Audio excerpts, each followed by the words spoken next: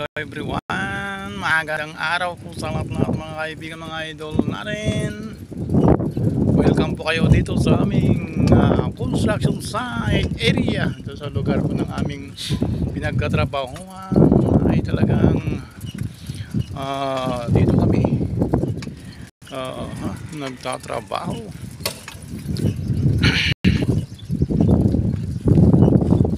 Shout out sa mga idol nating mga manggagawa. Tiis-tiis lang po tayo sa ating pagtatrabaho.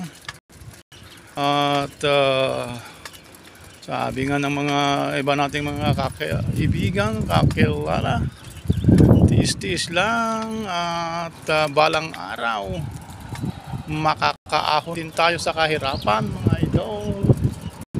Yun, tiis-tiis lang mga idol, dahil yung buhay natin ay kung minsan nasa ilalim, kung minsan ay nasa ibabaw naman. Kaya tiis-tiis lang tayo sa ganitong kalagayan natin, dahil lahat po tayo ay may mga pangarap.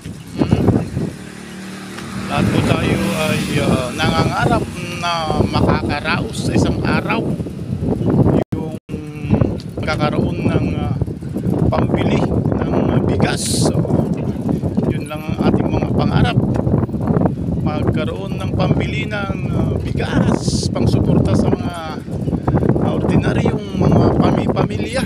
Ayun mga idol. At syempre may pangarap po tayong mga idol, sana ay makakamit po natin ang ating mga pangarap. Kaya tiyaga-tiyaga lang po tayo sa ating mga ginagawa, at huwag po natin kakalimutan ang ating Panginoong Diyos, na siya ang ating Panginoon at ating gabay upang sa ating mga pangarap ay makamit po natin sa pamamagitan ng bendisyon ng ating Panginoon. Kaya lagi tayong lumalapit sa ating Panginoon at magpapasalamat sa mga biyayang ating natatanggap, sa mga plano natin, sa ating mga ginagawa natin, sa ating mga trabaho.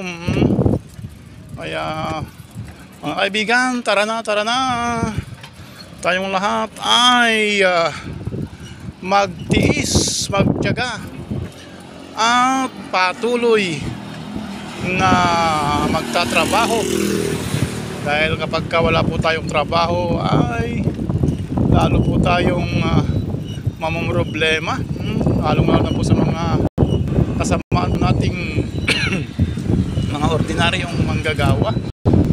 Shout out po sa lahat ng mga kaibigan nating mga manggagawa.